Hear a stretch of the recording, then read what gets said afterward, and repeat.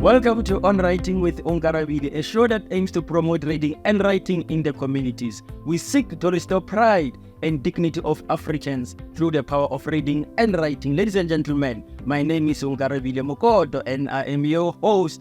Please don't forget to subscribe, to share online as we start our conversation today with Mr. Thami Mazibuko and Sindi Zulu, who are here to talk more about, actually to answer a question rather, are the bookshops still functional? And they are the founders of Soweto Book Cafe. Thank you so much for coming, Mr. Mazibuko and Mrs. Sindi Zulu. Thank you for your time. Thank you for having us. Yeah, thank you, sir, for hosting us. You're welcome. You're welcome. Let's talk about, this, actually answer this question. Yes. Are bookshops still relevant? It is something else to open a bookshop, but you guys opened a bookshop at the township. Let's talk about it. What inspired you? What came into your mind? I mean, we have seen many bookshops closing at the big malls, but you guys come and open a bookshop. Please talk to us. No, thank you, sir. That's a very good question and a relevant one at this time we are in. We started Soweto Book Cafe in 2018. I was inspired to start the only proudly owned black bookstore in Soweto. So in 2018, I started it at my own place with my own books and a small shelf. So it has been growing since then. I only had 15 books about then. Right now, I have over 3,000 books at my bookstore. So the question is very important. Are bookstores relevant currently and are they economically viable? Well, they are not economically viable. The current models of bookstores, especially in our communities, because we know, guys, I'm trying to dispel the stereotype that black people don't read, but unfortunately, our people are not reading as much as they are. It's not like they are not reading like completely, but it's only a few of us who are making an effort to read. So by not reading, we are the industry as a whole is suffering. The authors are suffering. The bookstores are suffering. So hence, our bookstore is a concept bookstore in that it also is a section of a library whereby we also lend out books to the community at a certain fee. So our model is sort of flexible. And as we were talking earlier, say that we also do pop-ups. We go out to people and sell them books in events and so forth. So we're not just a bookstore where we just sit in the shop and wait for people to come in and buy books. We also go out to them and then approach them and then show and be in their face to sell the books. So bookstores are sustainable, are viable. They are still functional and they are relevant because remember, the library actually is the oldest business in the world. They were tablets before. So you could say people are buying tablets and then it moved to books. And then so we couldn't progress. We couldn't go anywhere without books. So we might be technologically advanced and so forth, but books will remain relevant. There will never come a time whereby books are just there on the shelf or somewhere on the internet and no one is accessing them. I think that would be a disaster for the society as a whole. All right. And Sindi, do you think, is it important for authors to take their books to the store? Yes, yes, it is still very important for authors to take their books in the bookstore for accessibility for their friends as authors. We time after as well at our space, Soweto Book Cafe. And bookstores obviously has a reach for potential clients and markets for their books. So authors should always associate their books with bookstores rather than selling for themselves. But is it guaranteed that if I take my book to your bookstore, it's gonna sell? Yes. Yes, but I must say the authors also themselves, remember, it's a collective effort. So if you bring your book, for example, in our bookstore, we will help you with launching the book. So we will launch your book, provide the space. Your book will be on our shelf. We will also market your book or on our social media platforms. We have like thousands of followers. So your book will be there, visible. That is guaranteed. But in terms of sales, it's something else. It means the author also and the publishers have to push. But you are guaranteed for your books to be exposed. Because for me, personally, it's not professional for an author to have a book and sell it online only. And then the books are not in bookstores. So, and where do you launch your book as an author?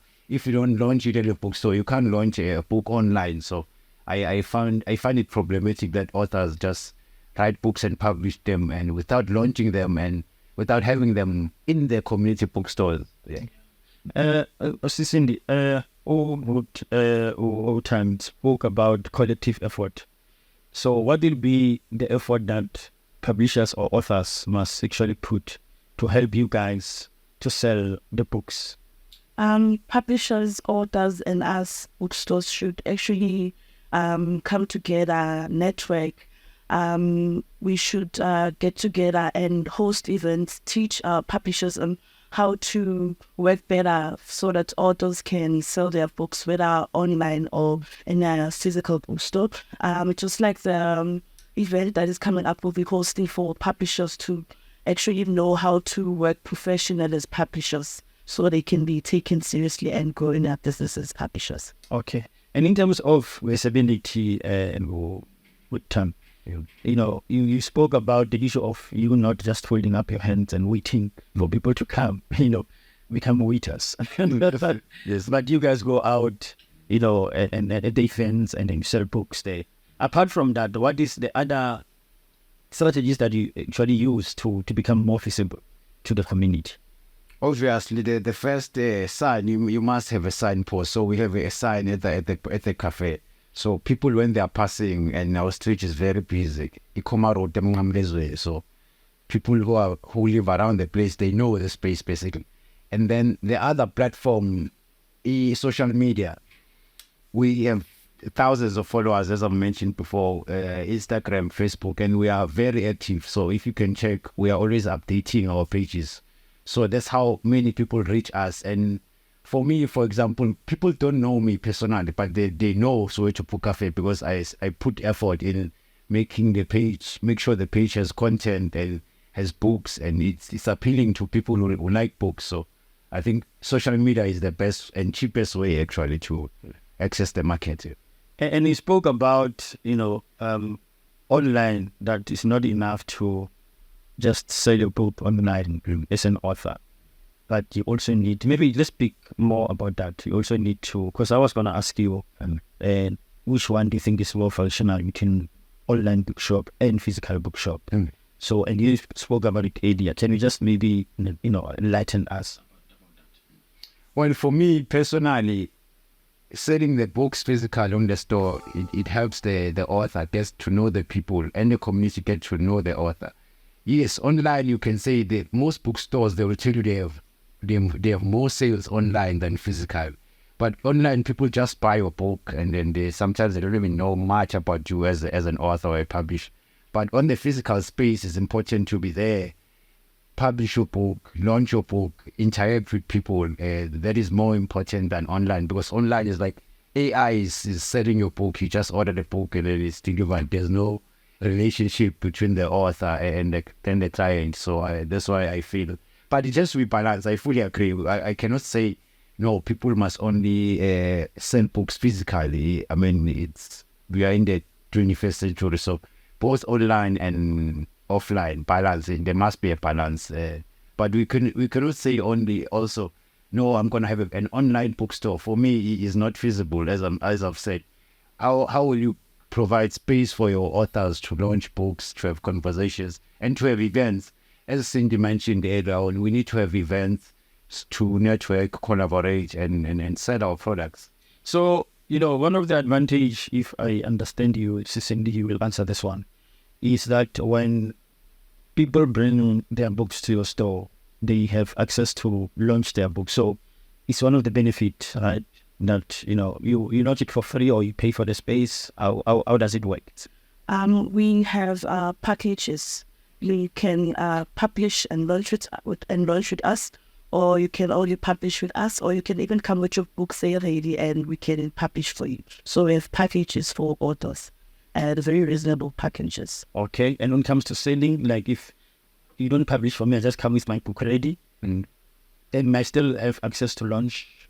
Yes, to add on what Cindy said, we don't charge for launching, so we are upright. We don't charge authors and publishers to launch. It's just that they must provide the logistics, the refreshments, and whatever. The reason we don't do that also, we are aware that authors are struggling with launching spaces, so we don't want to make it hard for authors just to launch their books. So we provide a free launching space. But in terms of having the books in their shelf is where we take 20% of overall sales commission, because other bookstores, they take more, 30 or 40%. So we try to be reasonable and take just 20% from the overall sales of books from authors or publishers. And when it comes to launching, do you guys help the author to get the audience? Absolutely. Okay. Absolutely. And how do you do that?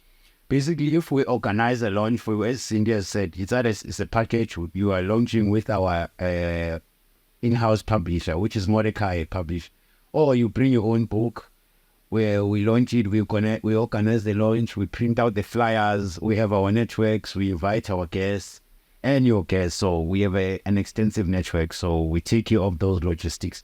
The author will just have to maybe provide refreshments, snacks, just that people have something to chew. Okay. Yeah. And are people coming for free when it comes to the launches? Like, do you advise authors to, because other launches, people will sell tickets, and then when people come to the book launch, they usually come to collect their book and just to meet with the author. Yes, sir. But already have paid for the book.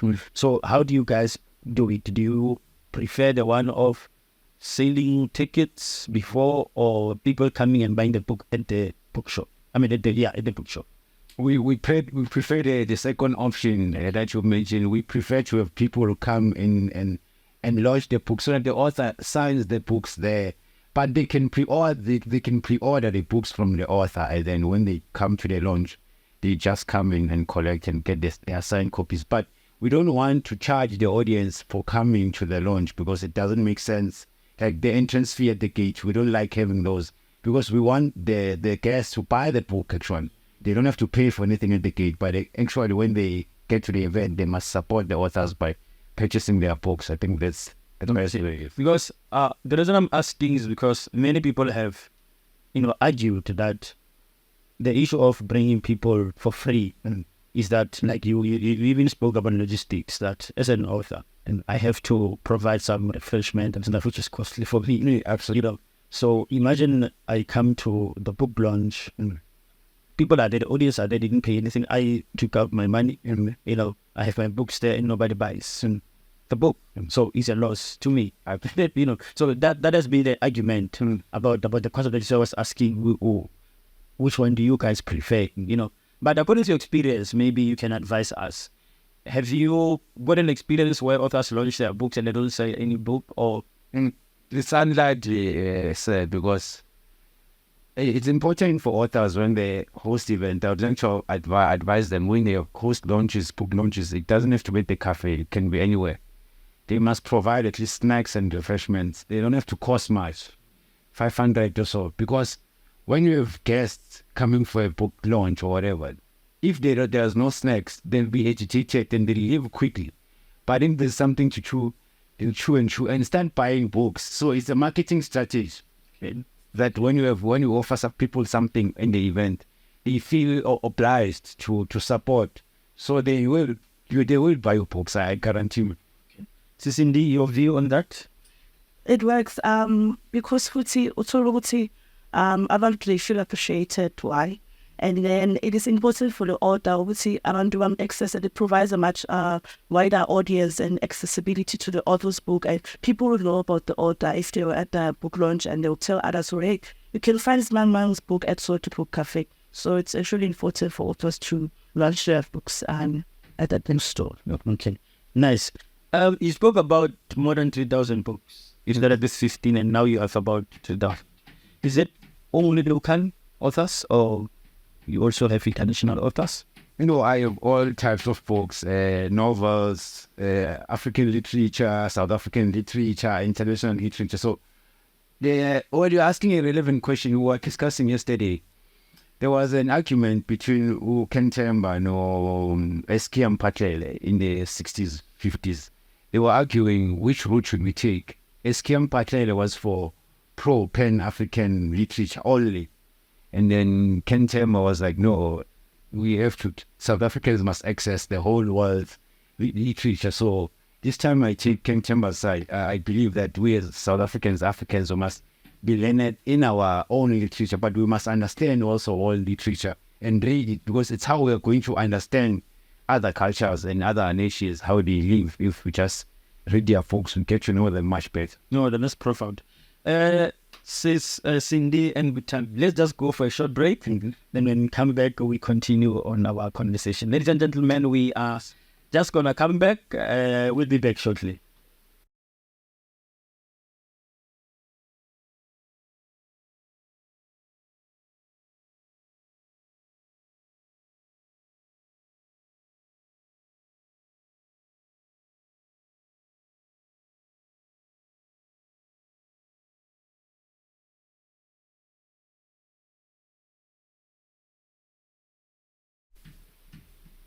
Welcome back to On Writing with Onkarabile, a show that aims to promote reading and writing in our communities. Do not forget to subscribe, to share online. We are still having Sindi and Thami on our show today, and we are answering a question: are the bookshop still relevant or functional? And I think they have agreed or answered the question and say yes, they are. Let's go and let's continue and unpack this, Thami. You know, you guys spoke about going out to events, you know, not just waiting for customers to come to the shop. But my question will be, apart from going to events, do you guys see the movement in a daily basis where people come to the bookshop and buy books? Yes, we quite do. So we've used our social media as our tool to attract people to the space. And then we have that section like in the yard library. So there's always like people coming into the space to borrow. It's not borrowing, to buy. And then we've had young people coming in to volunteer with us and doing door-to-door sales, selling books. And myself have also sold books of Narazi at This Lifestyle and just around the community, just to make people aware we are here, we are selling books. Come to the space, check out the space. Okay. And do you guys sometimes call authors, you know, apart from Mngqi, do you guys call authors just to come to be in a bookshop and maybe having their banners there, you know, and just signing books, apart from just people buying the books without signing them? You guys have that, you know, strategies where you invite authors to come? Yes, we do invite authors. In fact, the authors, they contact me through social media because, as we mentioned, we have like a huge following. So people usually find us online, and then they tell us they want to come and launch their books and sell their books. So we do. Even we have surprise visits. We get surprise visits from authors. Like someone will find us online, even white authors, I must say, and which is what I'm proud of. I've had gentlemen from the suburbs, white gentlemen coming in, 2 of them coming from the suburbs to come in and leave their books at the space. Like they insisted that they want me to have their books. So they usually come even without me soliciting them. But the thing I wanted to add, the challenge we have at the space, remember, as Black people, we don't read for leisure. So people would come and look for books when they want textbooks or when the schools are looking for storybooks for their kids.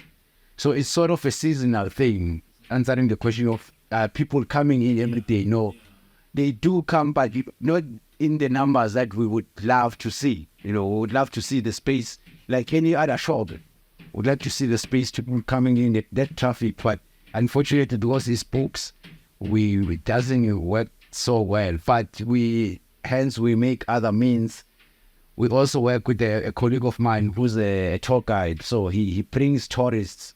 So at least the tourists, when they come, they buy books, they do support. So Sindi, do you think we'll reach that level that Thami is talking about, where, like he says, we don't get the numbers that we want to, but we want it to be like any other shops where there is traffic? Yeah. Do you think we'll ever reach that level as a bookshop? And how are you going to reach it? We will, and this is definitely will. People are scared of reading. Our people are scared of books. I don't know why, but people need to be taught. So that is why I focus mainly on children. I teach children to read for fun, for leisure.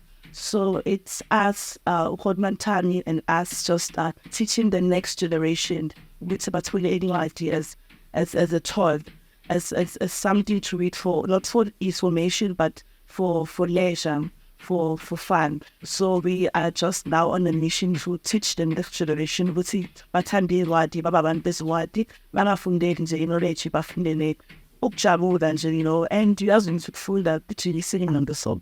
We are just on that mission. Oh, okay. Now that's interesting.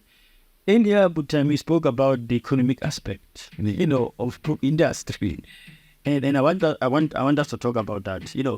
Let's start with on your side as the bookshop. Do you guys make enough profit from that? Apart from the authors, let's talk about those. Let's start with you. Okay. Do you guys make enough profit? An honest, straight up answer, it's a no. So, as you said, the bookstores in their current models, whereby you're just selling books without involving the authors and other activities, just the task of selling books every day, for me personally, I don't see it as viable and sustainable. As we've spoken earlier on about bookstores closing down, the one you're working for, they don't close down because they want to. It's because of we operate in malls. We are renting, we have staff, we have all those challenges. So if we don't meet or make a certain amount of money every month, guaranteed, bookstores are not going to be sustainable, unfortunately. But I believe we need to sort of re-evaluate the model. Like, for my example, my model as a concept bookstore, as I've mentioned, we also have a copy machine. So we also have those other income generators within the space. Yeah. We help students with their assignments. So we serve more, we offer more services other than books, because other people, they come to the space, they don't want books, but they want me to help them with a certain assignment, university assignment, whatever I need to apply, maybe even for IDs online. So basically, bookstores have to evolve and serve the community, the actual needs, because as we've said, perhaps a bookstore in the suburbs will work, because the people there have money, they can buy books just for leisure, and then after reading the book, throw it away or give it or donate it to other person. But they also feel obliged to supporting the bookstores to keep them alive. So that's what I respect about the people who buy books, especially in the suburbs, because they know the obligation that if we don't buy books, the whole industry will collapse. So, but as we've said, the main point is that the bookstores in their own models right now, they are not sustainable. They are not going to survive. They're going to close down, unfortunately. So you have answered the part of your side as the bookshop. Let's talk about now the author.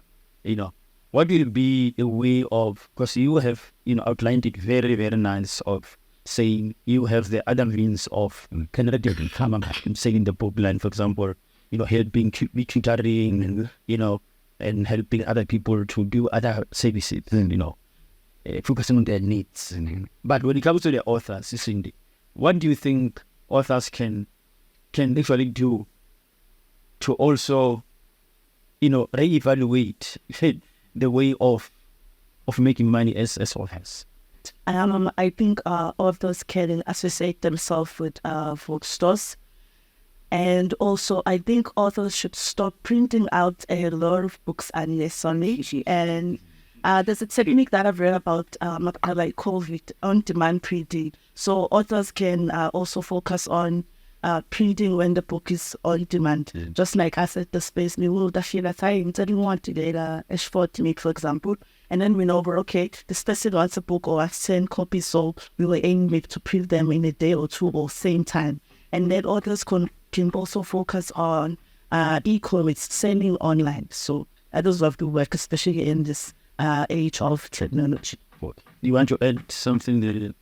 Yes, authors should innovate a lot. I mean, there's technology is available, social media, and my advice, they should also sort of summarize their books, make them small, and write books that are relevant, because the era we are in, to be honest, my pride, there's too much, like there's no time, there's not enough time. We wake up in the morning, you are busy the whole day. I will only read a book if there's something in that book worth reading, because there's no time. So authors, it means they must also pull up their socks and make sure that they understand the market and the demand and what are people reading. For example, people want self-help books. It's not like I'm discouraging authors of novels or so, but I know based on my own research, people will say, well, I want books on business, I want books on life, or motivation. So they want books that will, after they read them, there will be results, or sort of, you don't want, even me personally, I don't have time to sit. Before I did have time, I would read novels and so, but if I'm about to read a book right now, it should be a business book teaching me about the future of business, AI and so forth. So we should always be ahead as authors and give people really what is needed in terms of content. Love stories also sell, so people are always looking for love. Yeah, especially And then lastly, I think they must sell their books, make them small, because as I've said, people don't have time to read. So if a book is about 100 pages, one story, or less, so that you can read a pocket book and finish it now, and then continue another story. Or so I think she's unlike writing a very big book. Yeah, people don't read thick books anymore. You know, it reminded me one of my mentee when I was at the bookshop, when I was selling the bookshop. Yes. We had a book that was selling a lot, that was trending, a 5 a.m. club, you know, by Roman Colcham, I think. And, you know, I posted the book on my social media status, and just to advertise the book for the bookshop, because I was working there. So I'm saying, okay. So one of my mentee commented after I posted the book and said, "We can answer this." I'm sure I can't even start. Yeah. You know, I can't even start to read it. Yeah. And the only time she read the book, it was because she believed, as the mentee, if I've read the book, then there's something that she can get from the book. So I agree with you. You know, people want what's in for me. You know, they just question what's in for me. Nowadays we're living in a world where what's in for me? How soon? You understand? How soon? I can't just do something just because, you know, I want to do it. That's why even reviews, they help. I think that's the most important thing I should say today. People buy books based on reviews. When they've heard about the book from someone else who is either they look up to, and then they have a reason to buy that book. But if there are no reviews about books, it's hard to just pick up a book, even if it's a good book. That's why it's important to launch books, give them to book clubs so that they review your books. Your book, people must speak about your book before they buy it. Exactly. No, that is true. Let's go for another break, which will be one last break. Then when we come back, we're just going to wrap up a discussion. Ladies and gentlemen, we are still having Sindi and Mr. Thami, who will be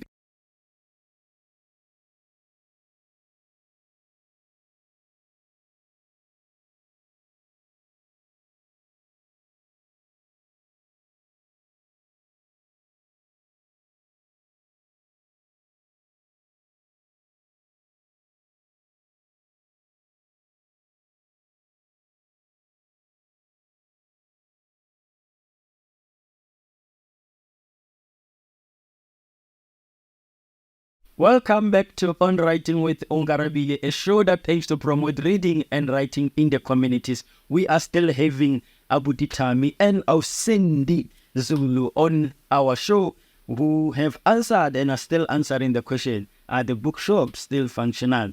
Let us wrap up the discussion, Abuti Thami and Sindi. You know, you spoke about authors seeing you sometimes on social media, you know, and in asking them to bring their book to the bookshop. But how do you source? Do you only wait for them to see you, or what do you do? Is there any way that you use to source authors to come into to bring their books to the bookshop? Well, my social media is the most easiest way that I'm accessible in. So, and for me, I usually work with local authors because I'm there and then they have access to me. It's easy, they know me, so it's easy to approach me and say, no, brother, can you have our books there? But the authors and publishers who don't know me personally, unfortunately, they have to make that effort to link up with me. It's easy, I'm accessible, social media. And then it won't be a hassle, so they should just link up with me and then I should be able to assist them in whatever way I can. So basically, I have a lot in my hands, so unfortunately, I don't have time right now to go and actually look for authors and publishers.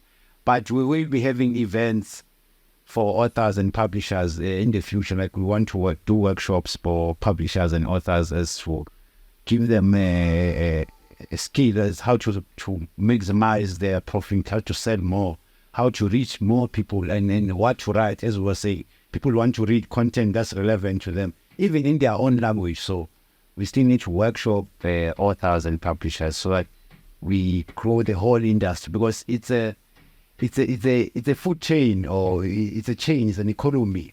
Everyone has to play their role. Me having the physical bookstore is a very important role.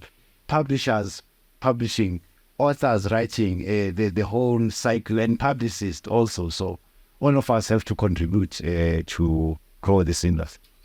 Just Cindy, you spoke about authors not printing a lot of books unnecessary, right? So in your store, how many books do you advise authors to bring? The first books, maybe this is the first time. How many books do you advise me to bring?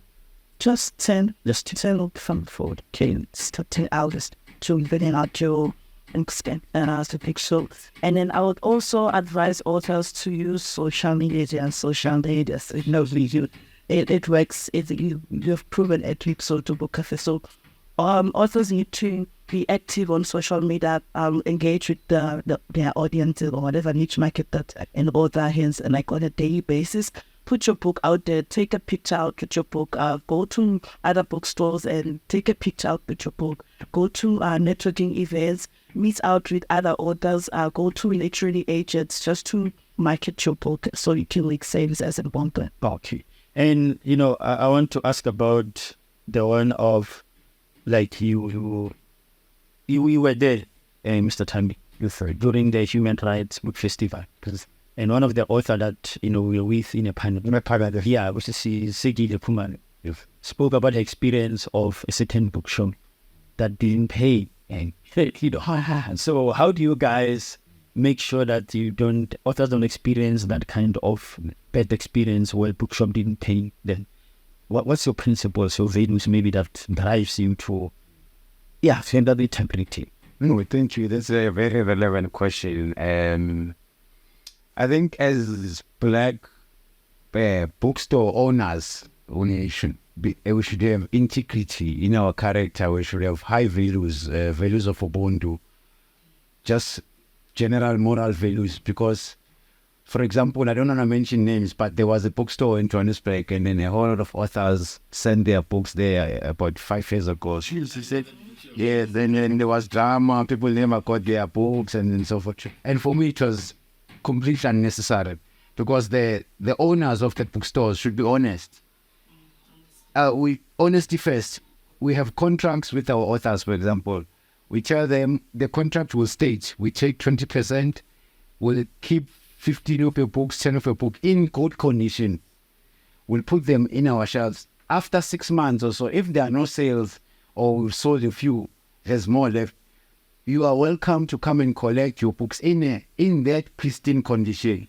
You cannot come and collect your books and then I'm saying, I don't know what happened to your books, or it got rain or whatever. It's inexcusable for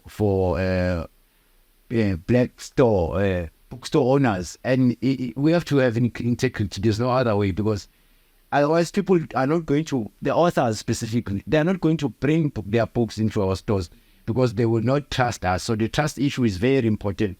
Hence, we should be open and honest as possible, and tell the publishers and authors our challenges that we experience, but just be honest and have contracts, formal contracts, and take care of the authors' books, because they spend money publishing their books. Yeah.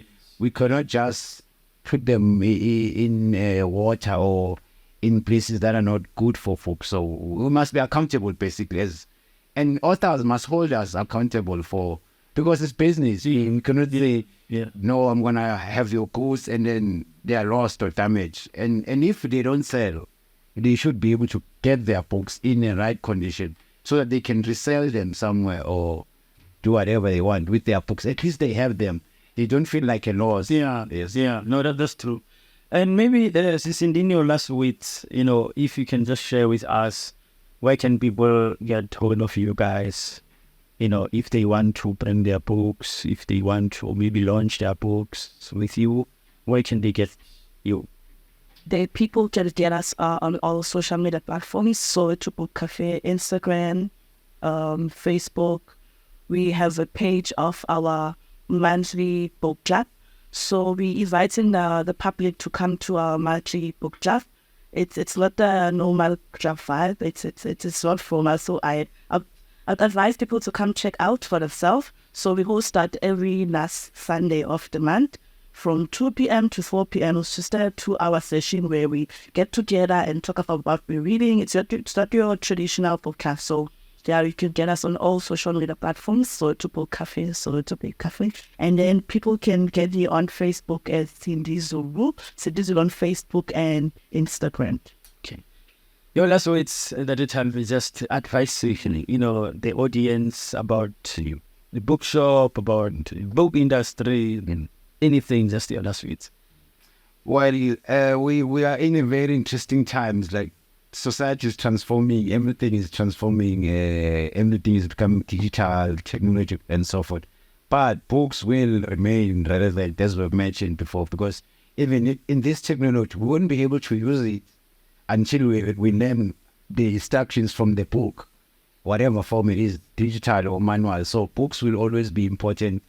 As Black people, we must invest in books. Books are an investment. You don't just buy books to put them in the shelves. You read them and then you learn something and apply what you learn from books. So we have to make sure the industry survives. We cannot let it die. We cannot afford it. Yes. No, thank you so much, Thami and Sindi. Thank you guys for making time. We have learned a lot. And I believe, people will get hold of you. Please. They should come to the physical space. I think we mentioned to say that we are in Zondi. We're not far from La Studio at Dobsonville. So Chinasisa Zondi, Mngqi, number 1023 Mafumbo Street. So if you're around there, the double-story house, the first break, if you're around there, holla at us. It is open, we're accessible, and there's no fuss. Just walk in and ask for seeing the hotel. I mean, we try to be there always. In the new working hours, you mentioned? We are open. We're the only bookstore that's open from 8 in the morning, 8 in the evening.